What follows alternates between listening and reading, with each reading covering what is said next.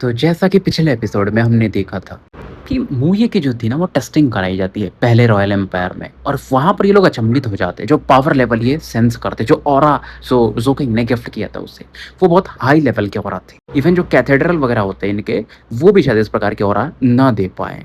तो दो धार्मिक डिक्री ये लोग घोषित करते हैं, एक तो मूये को फर्दर टेस्टिंग के लिए आगे बुला लेते हैं कैथेड्रल वगैरह में शायद से, और दूसरा कुछ ब्लैक कार्ड वगैरह साइन करने के लिए चोरी छुप के किसी को पता न चले। अब आगे इधर अपना जो लौंडा था जोकिंग थोड़ा नर्वस था, 4 दिन गुजर चुके थे और जोकिंग के पास अब तक 1000 के आसपास डाउ फ्रूट्स आ चुके थे। और एक चीज और फैलना शुरू होता है कि कैप्टन थोड़ा बाहर घूम रहा है और लोगों को कास्ट वगैरह से ऊपर उठा रहा है, तो कैप्टन की काफी फैन फॉलोइंग बढ़ जाती है।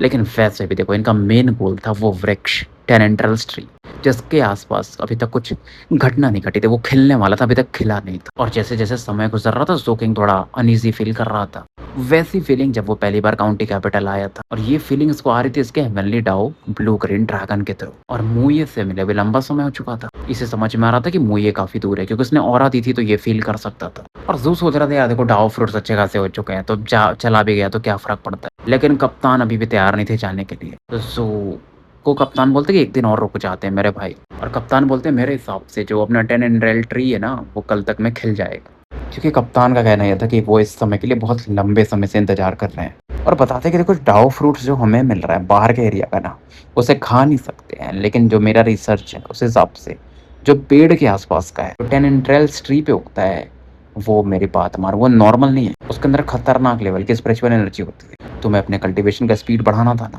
मैं तुम्हें गारंटी देता हूँ तुम वो कर पाओगे और तुम्हें एक तगड़ा लेवल का फॉर्चून मैं दूंगा। अभी मैं नहीं बता सकता लेकिन तुम अचंभित हो जाओगे, जब तुम देखोगे तभी विश्वास कर पाओगे, बस मेरे पे भरोसा रखो। और बात रही निकलने की तो मैं पूरा प्लान कर चुका हूँ, मेरे पास तगड़ा एक टेलीपोर्टेशन ट्रेजर है जो हमें सीलिंग काउंटी सीधा छोड़ देगा। महंगा काफी है इसलिए मैं चाहता हूँ कि जब हम 10 इंटरेस्ट टी पहुंच जाएं उसके बाद यूज करें। तो जू मान जाता और एक दिन और वेट करता, मतलब चौथे दिन की अब रात आ चुकी थी और जो उस दौरान रात में नाइट शेड का जो डिवाइन लाइकनीनेस की वो ऑरा है ना वो मतलब स्टैचू उसको स्टडी कर रहा था और फील करता है कि 10 इंटरेस्ट ट्री की तरफ से एक ऑरा अचानक से फैलती है। क्या ये वही टाइम है जिसके बारे में ये और कैप्टन बोल रहे थे कि एक सुपर नेचुरल फिनोमेना होती है 10 इंटरेस्ट ट्री के पास में। आंखें बंद कर लेता लेकिन फिर भी वो बर्निंग फ्लेम वाली ऑरा फिर से ये फील करता है, जहाँ पर ऐसा लगता है कि सफेद कपड़े में किसी को देख पा रहा है, बहुत सारे लोगों को जो मानो डांस कर रहे हो, काफी मिस्टीरियस डांस था। स्पेस जैसा कुछ स्पेस में रिफ्ट हो जाता है, मतलब स्पेस होल हो जाता है, कोई मानो ऊपर से देख रहा हो। और फाइनली एक एक्साइटेड वॉइस इसे सुनने को मिलती है। बेसिकली बीच में एक फिगर था जो कि मतलब अपने पेट को फाड़ रहा था। इसको देख करके बाकी लोग भी जो उसके साथ डांस कर रहे थे वो भी वैसा ही कर रहे थे और जू को ऐसा लगता है कि मानो वो भी इस तरफ आकर्षित और अपने पेट को फाड़ने के लिए वो ऐसा करने ही वाला था, लेकिन तभी इसका थर्ड और फोर्थ हेवनली पैलेस वाइब्रेट करने लगते हैं तो इसका दिमाग तुरंत शांत हो जाता है। धीरे धीरे वो जो आग जल रहा था ना फायर, वो सी ऑफ फायर से सी ऑफ ब्लड में बदल जाता है क्योंकि वहां पर लोग अपने पेट उठ फाड़ रहे थे। जू का जो छठवां हेवनली पैलेस था वो वैसे भी आधे से ज्यादा कंप्लीट हो चुका था क्योंकि जो स्लॉटर वो कर रहा था यूनिट सी में उसकी वजह से, और धीरे धीरे वो और तेजी से प्रोग्रेस करने लगता। कैप्टन भी इन चीज़ों को सेंस कर चुका था, अपने पैलेस से बाहर आ चुका था, काफ़ी क्रेजी हो गया, उस तरफ देख रहा था कि यार टेनेंड्रल्स ट्री जो है वो खिल रहा है धीरे धीरे। और इस दौरान ऐसे 12 धमाके होते हैं और ये प्रोसेस में 1 घंटा लगता है और 10 ट्री के ब्रांचेस हर दिशाओं में फैलने लगते हैं। 10 ब्रांचेस बोल सकते हो, 10 दिशाओं में फैल रहे थे जिस पर बहुत सारे फल थे और उसमें आंख जैसा कुछ तो दिख रहा था। ऐसे समय का तो वैसे भी ये वेट कर रहे थे। जोकिंग खड़ा हो जाता है और दोनों बहुत तेजी से आगे बढ़ते हैं एक दूसरे की तरफ देख करके। किंग की और निंग है अचंभित हो जाते इस बड़े पेड़ को देख करके, तक ये कुछ कर पाए। जोकिंग ऐसा हाथ ले रहा था कि फॉलो कर, अभी बाहर निकल ही रहते हैं यहाँ से, तभी जो टेलीपोर्टेशन पोर्टल था यहाँ का वो चमकता है और बहुत सारे लोग ब्लैक गारमेंट्स में यहाँ प्रकट हो जाते हैं। और जो इनमें लीडर था वो ड्यूक हेवन जेनिथ के जैसा ही दिखा रहा था, स्पिरिट ट्रोव लेवल का उसका कल्टीवेशन था। कैप्टन और जू को जैसे वो देखता वो इनकी तरफ बढ़ जाता। टोटल 300 ब्लैक गार्ड्स थे यहाँ पर और जो सबसे कम पावर लेवल का था वो भी भाई 4 पैलेस लेवल पे था। 40 ऐसे लोग थे जो कि मतलब 7 से 8 पैलेस बैटल प्रोविंस में, 10 लोग नास एंड सोल लेवल पे थे। इन्हें ऐसा दिख कर आते हुए ना जोकिंग और कैप्टन का दिल तो अंदर से दहल जाता है और पहचान तो ऐसे भी चाहते हैं क्योंकि ये ब्लैक गार्ड थे उनके कपड़ों के हिसाब से। तो ये जो ब्लैक गार्ड था ना मिडिल ईस्ट मैन जो स्पिरिट रोव लेवल में था, उससे कप्तान का तो सामना नहीं हुआ था लेकिन जोकिंग का हुआ था। और वो तब हुआ था जब पहली बार जोकिंग और कॉन्ग जियांग लोग ने वो क्वासी नासेंटसो लेवल के ब्लैक गार्ड कल्टीवेटर को मारा था और उसके बाद कॉन्ग ने गरियाया भी था जाने से पहले, और ये वही बंदा था जो बाद में मिला भी था। जिससे कि पैलेस मास्टर ने भगा दिया था। और ज़ुगैको में खतरनाक किलिंग इंटेंट आता है उस बंदे को देख कर के। अब इनके ग्रुप में एक बंदा ऐसा भी था जो ब्लैक गार्ड कल्टीवेटर था बट 9 पैलेस बैटल प्रोविस वाला था। और उसके मतलब ब्लैक गार्ड रोब पे कपड़ों पे ना एक सिल्वर गिंको का पत्ता बना हुआ था। बाकी लोगों से एक ज़्यादा था। जो कि नासेंट सोल कल्टीवेटर को मिलता है ना 2 लीफ या जो भी का टैग, जैसे 2 स्टार पुलिस वालों को मिलता है 3 स्टार, वैसा इसके पर था। जबकि ये अभी गोल्ड कोर लेवल पे था। और बड़ी बात इसके पास लाइफ लैम्प भी था और जो पहचान जाते हैं वो ब्लू स्टोन लैम्प। फिलहाल ये जो मेडिटेशन मैन था वो आता है, वो ज़ू को ग्रीट करता है कि मैं कमांडेंट ज़ाओ ज़िंगफू हूँ, हेवन गेल ब्लैक कार्ड का, और आप लोगों को हेवन गेल किंगडम ले जाने के लिए आया हूँ। बाकी सब इस दौरान रेस्पेक्ट दिखाते हैं। किंग और निंग यान इस दौरान काफ़ी ज़्यादा नर्वस थे। ज़ू एकदम शांत था, कुछ बोलता नहीं है। कैप्टन बोलता कि यू आर डिसमिस्ड, कि हम कहाँ जाएंगे कहाँ नहीं जाएंगे तुम डिसाइड नहीं करो। फिलहाल ये ज़ाओ सिंह वो कप्तान को इग्नोर करता है और ज़ू की तरफ देखता है। मेरे पास रॉयल अथॉरिटी है और मेरी जिम्मेदारी है, उम्मीद है एक्सॉल्टेड वन आप मतलब हमारे लिए काम डिफिकल्ट नहीं करोगे। क्योंकि इसे पता तो चला था ना कि जोकिंग ही है वो गॉड चाइल्ड, नाम नहीं पता था कि जोकिंग का नाम जोकिंग है बट। तो ये लोग घेर के थे, हालांकि कुछ जबरदस्ती का चीज नहीं कर रहे थे, मुंडे सबका चुका हुआ था। कप्तान फिर से बोलने जाते लेकिन तभी जोकिंग बोलता तुम्हारा नाम क्या है। जाओ जिंग वो हैरान हो जाता और ये उस बंदे से बात करता है जो 9 मतलब हेवनली पैलेस वाला बंदा था। तो वो बंदा आ गया और वो अपना नाम बताता है लिन युआन डोंग। और फिर जोकिंग कहता है कि जाओ जिंग वो इसका लाइफ लैम्प निकाल लो मुझे चाहिए। कैप्टन जब ये सुनते हैं अचंभित हो जाते हैं लेकिन वो काफी खुश भी होते हैं अंदर अंदर, चलो ये सही काम कर रहा है। अब देखो जोकिंग एक तरह से उसको चैलेंज कर रहा था ना, कप्तान समझ जाते हैं जू कैसे गेम खेल रहा है। कि वो बोल रहा था कि आप लोगों को चलना पड़ेगा, तो अब जू बोलता है ठीक है भाई, तब तो मैं सिखाता हूँ मैं। अब ये सुनकर के सभी ब्लैक गार्ड कल्टीवेटर्स को समझ में नहीं आता। ली युआन डोंग की तो अलग फट जाती है क्योंकि देखो उसका लाइफ लैम्प उसका अब हेवनली पैलेस बन चुका है। और अगर एक उसका हेवनली पैलेस मतलब एक लाइफ लैम्प निकालोगे तो एक हेवनली पैलेस डाउन होगा और इंजरी हो जाएगी उसको तकड़ी।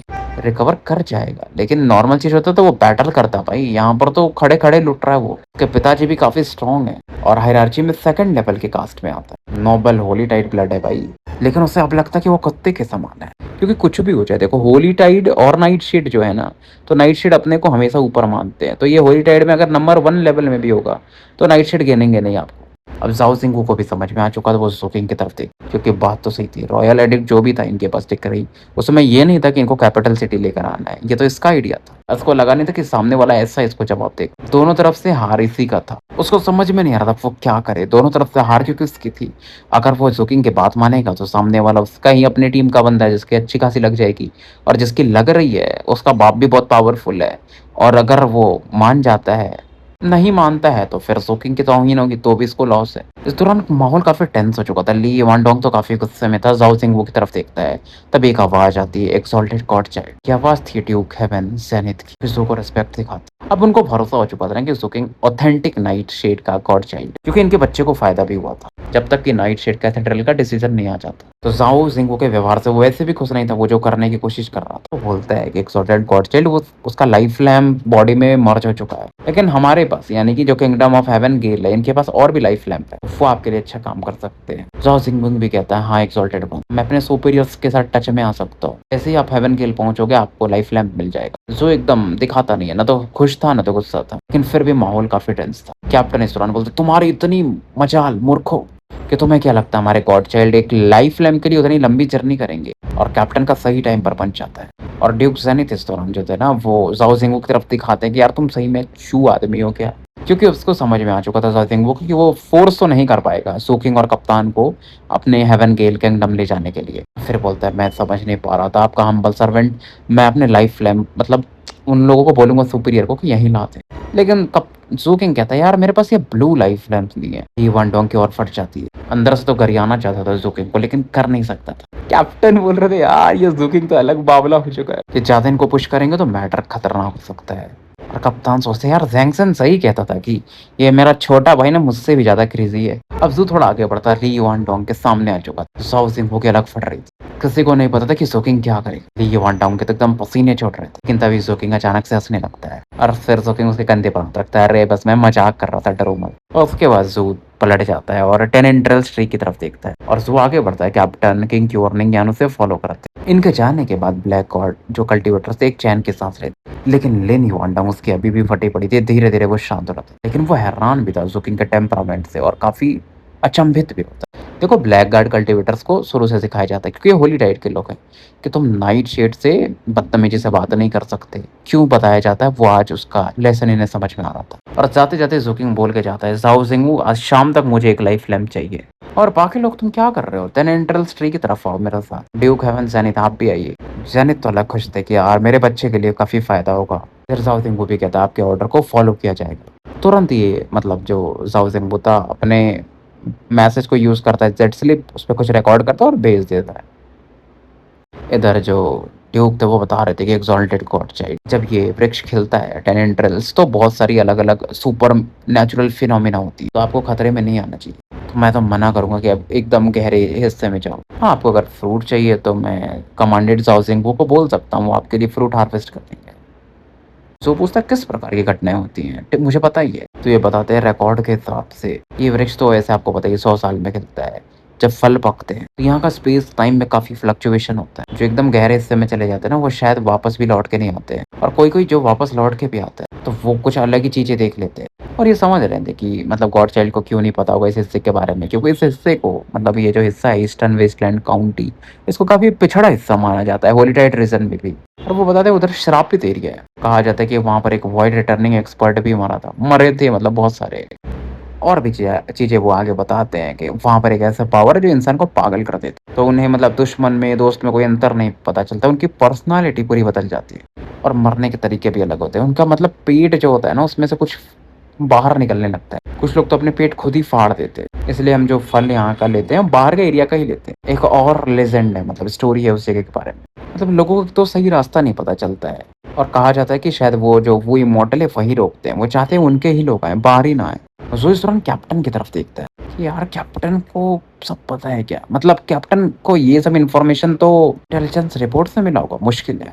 धीरे-धीरे समय गुज़र रहा था और रात का समय आने लगा था। गहराई जहाँ से शुरू होती थी ना गहरे हिस्से मतलब जंगली एकदम खूंखार हिस्से और उसके ये बॉर्डर पे पहुँच चुके थे, जो कि इन लोगों ने ही बनाए थे कि इसके आगे खतरा ज़्यादा रहता है। तो यहाँ पर आकर के ये लोग रुक जाते हैं। अब देखो ज़ू को काफ़ी फ़ायदा भी होता है क्योंकि ड्यूक हेवन ज़ेनिथ इस एरिया को लीड कर रहे थे और ब्लैक गार्ड कल्टीवेटर्स इनके लिए फ्रूट्स इकट्ठा कर रहे थे। तो ज़ू के पास अब 3000 टाओ फ्रूट्स हो चुके थे। कुछ खतरनाक सिचुएशंस भी आते हैं लेकिन ब्लैक गार्ड कल्टीवेटर्स ईज़िली उसको रिज़ॉल्व कर देती है और ली युआनडोंग तो एकदम ज़ू का एकदम पर्सनल बॉडीगार्ड बन गया। और इस दौरान ड्यूक ज़ेनिथ बोलते हैं कि एक्सॉल्टेड गॉड चाइल्ड ये यही है, यहाँ तक ही हम जा सकते हैं। इसको हमारे 36 जो शहर है ना वो मेंटेन करते हैं हर जनरेशन से कि यहीं से मेन खतरा शुरू होता है। और मैंने तो आपके लिए वो शेड हेवन जो डीमन मून टैबलेट भी बोला था आपने, उसके लिए भी काम करवा दिया है। अब ज़ू ये सब सुन कर के कैप्टन की तरफ देखता है और बोलता है ज़ाओ ज़िंगू की तरफ देख कर कि मेरा लाइफ लैम्प कहाँ है? ये सुनते ही ली युआनडोंग की फिर फट जाती है। ज़ाओ ज़िंगू बोलता है एक्सॉल्टेड वन, जहाँ पर वॉइस मैसेज अच्छे से काम नहीं कर रहे हैं। तो मुझे नहीं पता कि अभी क्या सीन है, लेकिन मुझे जैसे ही पता चलेगा मैं आपको बताता हूँ। ज़ू यहाँ पर बैठा हुआ था और बोलता है आप जाओ चेक करके आओ और लाइफ लैम्प लेके आओ, मैं आपका वेट कर रहा हूँ। ज़िंगू को समझ में तो आ रहा था कि ज़ू लग रहा है वापस नहीं लौटना चाहता है हेवन ज़ेनिथ। मतलब ये बंदा जाएगा अंदर टेनेंट्रल्स ऑफ द ट्रू इमॉर्टल के। तो ये सोचते हैं कि इसको लाइफ लैम्प क्यों चाहिए? लेकिन इस दौरान ड्यूक हेवन ज़ेनिथ एकदम ज़ू की तरफ देखते हैं, एक्सॉल्टेड गॉड चाइल्ड कहीं आप सीक्रेट मैजिक तो यूज़ नहीं करने वाले हैं ब्लड लाइन? लाइफ लैम्प के थ्रू कि कर्सेस को थोड़ा समाप्त कर दे और आप अंदर एंटर कर। तो सरप्राइज़ हो जाता है और ड्यूक की तरफ देख ज़ाओ ज़िंगू अभी भी खड़ा था, तभी ड्यूक बोलते हैं आपको अभी गॉड चाइल्ड ने कुछ कहा है। ज़ाओ ज़िंगू समझ जाता है और वो तुरंत यहाँ से निकल जाता है। कुछ गार्ड्स वगैरह लेके जाता है हालाँकि लेकिन वो डाउटफुल था अभी भी। तो इनके जाने के बाद चीज़ें एकदम शांत हो जाती है। अब देखो सूर्यास्त का समय था, सूर्य एकदम लाल हो चुके थे। ड्यूक हेवन ज़ेनिथ अभी भी यहीं खड़े थे। कभी इधर देखते थे, कभी उधर देखते थे। मतलब अपने किंगडम की तरफ भी देखते थे। किंगडम मतलब अपने शहर की तरफ। कैप्टन इस दौरान ज़ू किंग की तरफ देखते हैं और ज़ू इस दौरान फ़ील करता है वो जो स्टैच्यू है ना नाइटशेड डिवाइन लाइकनेस की, उसके अंदर से एक प्रेशर आ रहा है। ज़ू पूरी तैयारी के साथ जाना चाहता था अंदर में।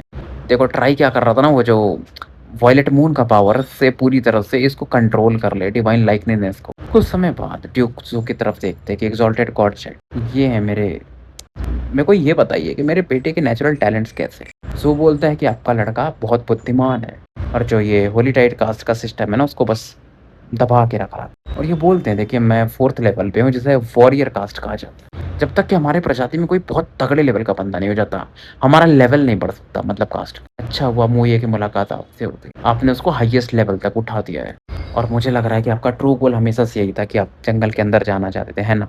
तो अगर आप ऐसी जगह पे जा रहे हैं तो कैथेड्रल्स वालों को आपके लिए कुछ भेजना चाहिए था सपोर्ट में और डाओ प्रोटेक्टर को। कैप्टन समझ रहे थे। इस दौरान कुछ ब्लैक गार्ड कल्टीवेटर्स भी देख रहे थे, तो कैप्टन आगे नहीं बढ़ता। फिर ड्यूक खुद ही बोलते हैं, मुझे लग रहा है आपको ऐसा लग रहा है कि मतलब नाइटशेड में भी आपके दुश्मन है, और वैसे आप अकेले गॉड चाइल्ड नहीं हो, राइट? आपके लेवल पे भी कंपटीशन होता होगा, तो आप एक अच्छा फॉर्च्यून इकट्ठा करना चाहते हो, अपने पावर को बढ़ाना चाहते हो। इस दौरान जू मतलब ड्यूक जो थे वो जू की तरफ देख रहे थे। फिर वो जू से पूछते हैं, अगर आप अंदर जा रहे हो टेनेंटल्स में, तो आप वापस आओगे? आप नहीं आओगे, राइट? देखो ड्यूक जो था ये टची सिटी को कंट्रोल करता था, छोटा-सा शहर था, लेकिन दिमाग तो था उसके पास, तभी तो भाई स्पिरिट रोग लेवल तक पहुँचा है। अब जो भी हो, लेकिन इसके लिए वो हो गया था कि इसके बेटे का भविष्य कहीं न कहीं ज़ू ने बदल दिया था। ज़ू बोलता है, हाँ, मेरे कुछ और भी काम है, तो शायद मैं रिटर्न ना करूँ, मतलब वापस ना। ज़ू भी सही-सही बोल देता है। अब ये सुन कर के ड्यूक हेवन जेनिथ फिर कुछ नहीं कहते हैं, वो यहीं बैठे रहते हैं और शांत हो जाते हैं। बाकी जो गार्ड्स थे ना, वो कुछ सुन नहीं पाते हैं, क्योंकि वो बेहोश हो गए थे, जब ड्यूक हेवन जेनिथ बात कर रहे थे तो। इस दौरान रात हो चुका था। फाइनली ज़ाओ ज़िंग और उसके सबॉर्डिनेट्स जो थे लोग वापस आ चुके थे। अब ज़ाओ ज़िंग वो लाइफ लैंप लेके आया था, उसको गुस्सा तो आ रहा था। एक क्रिम्सन लाइफ लैंप ये लेकर आए थे, जो कि ज़ू किंग को देता था। अब ज़ू का बहुत कंट्रोल रहता था अपने इमोशन पर, लाइफ लैंप देखता तो अंदर से उसका दिल हल्का-सा धड़कता है, लेकिन फिर भी वो कंट्रोल कर लेता है और लाइफ लैंप को अपनी तरफ खींच लेता है। ये रेड विंग के जैसा कुछ तो था और काफ़ी पेलफुल ऑरा आ रही थी। मतलब इसमें स्लॉटर का पावर ज़्यादा था।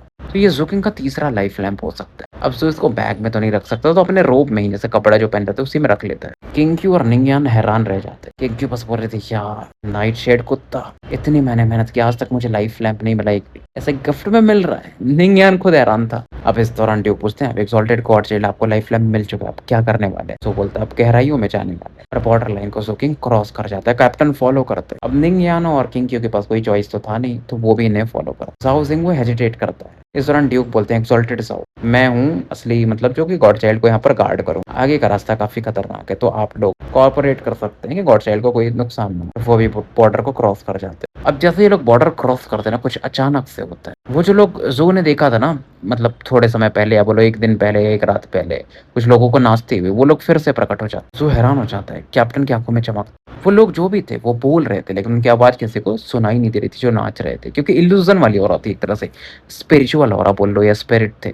लेकिन कप्तान समझ रहे थे कोई एंशिएंट वॉइस में बोल रहे हैं। कैप्टन इस दौरान अलग हँसते हैं, लेकिन इस दौरान black guard cultivators, duke heaven zenith, ये लोग सीरियस हो चुके थे। कहते हैं, गॉड चाइल्ड आप सावधान रहिए, कुछ गड़बड़ लग रहा है। नॉर्मली ऐसी नहीं होती ये चीज़ें, मतलब जितना मैंने हिस्टोरिकल रिकॉर्ड्स वगैरह पढ़ा है, ये चीज़ें एकदम गहराई में होती हैं जंगल की, ये तो जस्ट बाउंड्री पे हो रही है। तो फिलहाल हम स्टोरी यहीं समाप्त करते हैं और मिलते हैं फिर कल एक सुबह नए वीडियो के साथ। तब तक के लिए मैं आपका साथी अनिल कमिस्ट AKA मुसाफिर विदा लेता हूँ।